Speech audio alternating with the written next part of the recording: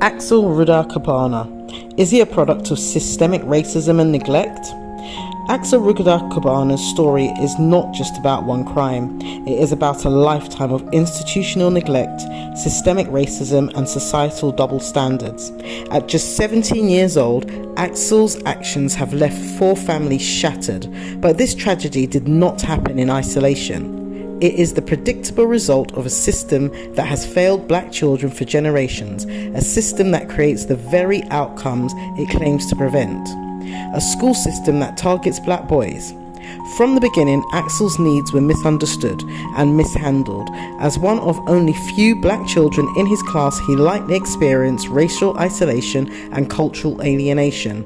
Like many black boys in the UK schools, Axel would have faced disproportionate scrutiny and punishment compared to his peers.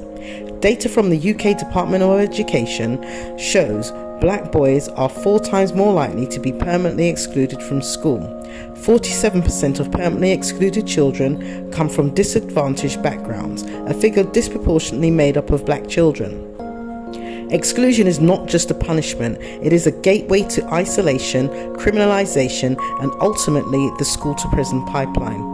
For Axel, exclusion meant losing the opportunity to learn in a safe, supportive environment and being cast out as a problem child, a label society never let him escape. The label of SEN as a death sentence for black boys. When Axel was finally diagnosed with autism spectrum disorder, ASD, in 2021, he was only 13 or 14 years old, a vulnerable child in desperate need of intervention. Instead of opening the door to much needed support, the diagnosis became just another label used to excuse the system's failures. Research shows that black children with SEN are far less likely to receive tailored support and far more likely to be excluded or punished out of mainstream education. For Axel, his diagnosis was a missed opportunity for intervention. The system saw his autism as a behavioural issue to manage, not a vulnerability to nurture. His mother's cries for help were ignored, following a pattern where black parents are often dismissed as overreacting or even blamed for their child's struggles. Social services, intervention without compassion. Axel's brief time in care only exacerbated his trauma. The UK care system is disproportionately filled with black children, often removed from families under the harshest judgments.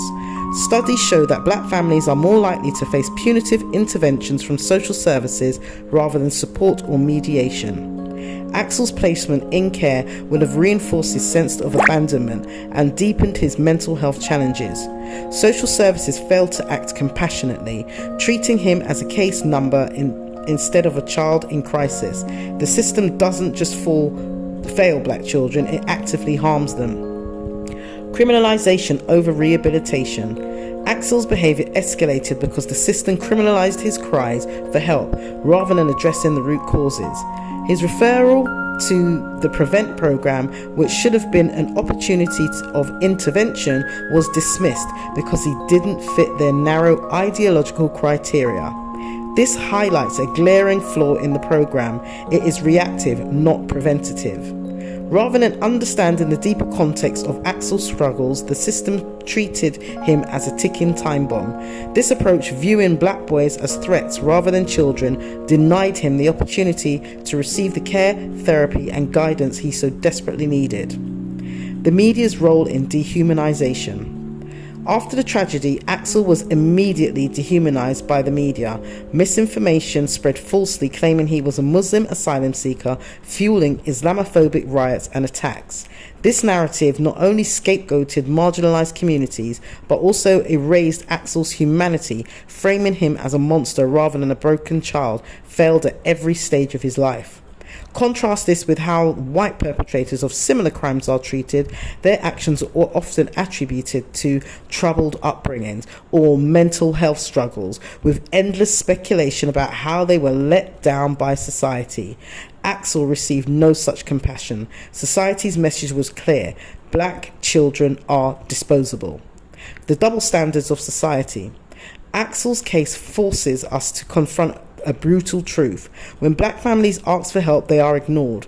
When their children struggle, they are punished. And when tragedy strikes, they are blamed, ostracized and vilified. Society cannot have it both ways. It cannot deny support to black families at every turn and then turn around to scapegoat them when the inevitable happens. For decades, black families in the UK have spoken out about these injustices.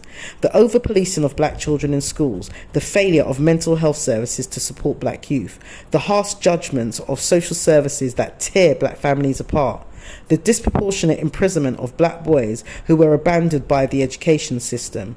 Yet their voices remain unheard, their pain dismissed, and their children left to navigate a system rigged against them. 4 families shattered by a system that creates harm. Axel's actions have irreparably damaged 4 families, his victims, his own, and those of his community. But the real culprit is the system that created the conditions for this tragedy. Every institution, schools, social services, mental health care, and the media failed Axel. He wasn't just a boy who fell through the cracks, he was pushed through them. The case is a damning indictment of a society that repeatedly fails to protect its most vulnerable and then blames them for the outcomes of that failure. It's a reminder that these issues are not new. They are the result of decades of neglect, bias, and systemic racism. In conclusion, how many more Axels? Axel Rudakubana is not just a statistic, he is a warning. His story is a call to action for every institution, every person complicit in the systemic failures that led to this tragedy. If we do not address the structural racism embedded in our societies, in our schools, social services, and justice system, Axel will not be the last. The question is, how many more black children need to be failed before we decide that enough is enough?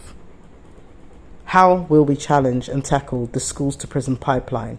Or is the system happy to imprison black boys when they're at their most vulnerable, black families when they need the most help? Why? The Black Child Agenda, tackling the schools to prison pipeline unapologetically.